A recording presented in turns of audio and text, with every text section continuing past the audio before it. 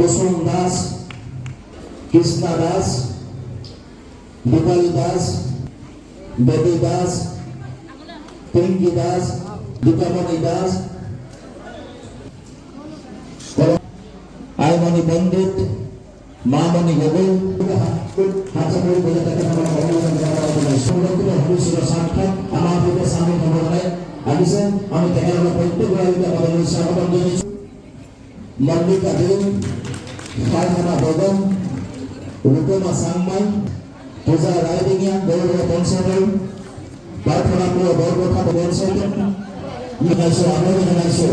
অনাগত দিনত অসম জাতীয় পৰিষদৰ নীতি আদৰ্শৰ আমি দুগুণ দাবী অনাগত দিনত অসম নদী সেৱা আজি অসম জাতীয় পৰিষদৰ ভগ্নী সংগঠন জাতীয় মহিলা শক্তিৰ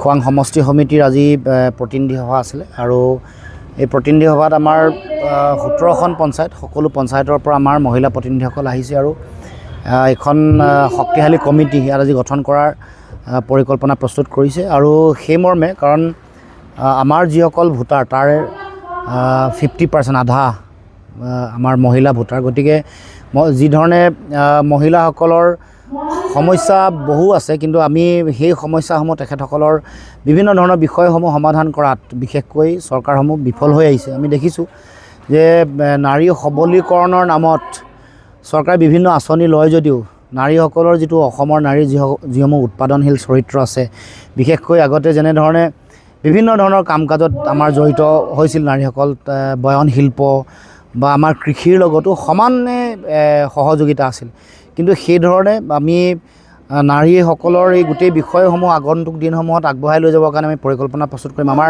কিছুমান দায়িত্ব আছে, বিশেষকৈ প্ৰতিগৰাকী নাৰীক আমি সবল কৰি তোলা, তেওঁলোকক উৎপাদনশীল কৰি তোলা।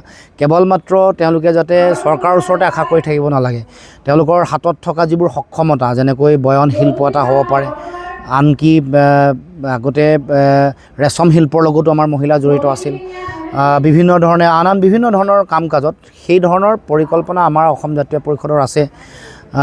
গতিকে পৰৱৰ্তী দিনসমূহত যেতিয়া আমি দলৰ আমি চৰকাৰৰ অংশ হ'ম, তেতিয়া এই বিষয়সমূহ উত্থাপন কৰিম। বিশেষকৈ উৎপাদনশীল, কাৰ্যক্ষম, সক্ষম নাৰী এইটো আমাৰ মূল লক্ষ্য আৰু সেইকাৰণে আমি নাৰী সবলীকৰণৰ কথাটো আমি বিশেষভাৱে গুৰুত্ব দিছোঁ, কাৰণ তেখেতসকলৰ ওপৰতে পৰৱৰ্তী প্ৰজন্মৰ, ভৱিষ্যত প্ৰজন্মৰ শিক্ষা, তেওঁলোকৰ সংস্কৃতি, সামাজিক যিটো ৰুচিসম্পন্ন এখন সমাজত মানৱীয় প্ৰমূল্য, শৃংখলিত এখন সমাজ আৰু উন্নত এখন সমাজৰ যিটো চিন্তা, সকলো ধৰণৰ কথাই নাৰীসকলৰ ওপৰত নিৰ্ভৰ কৰে। গতিকে আমি আমাৰ দলৰ জন্মৰ দিনৰে পৰা আমি দলৰ এটা মূল শক্তি হিচাপে জাতীয় মহিলা শক্তিয়ে কাম কৰি আহিছে আৰু আমি মূল চালিকা শক্তি বুলি অনুভৱ কৰোঁ।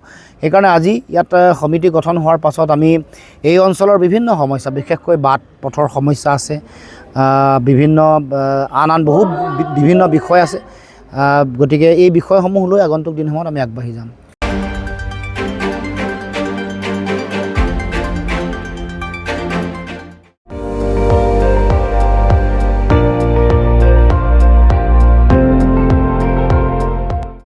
আপুনি চাই আছে ND24, সৰ্বশ্ৰেষ্ঠ নহয় সৰ্বোত্তমৰ দৌৰ।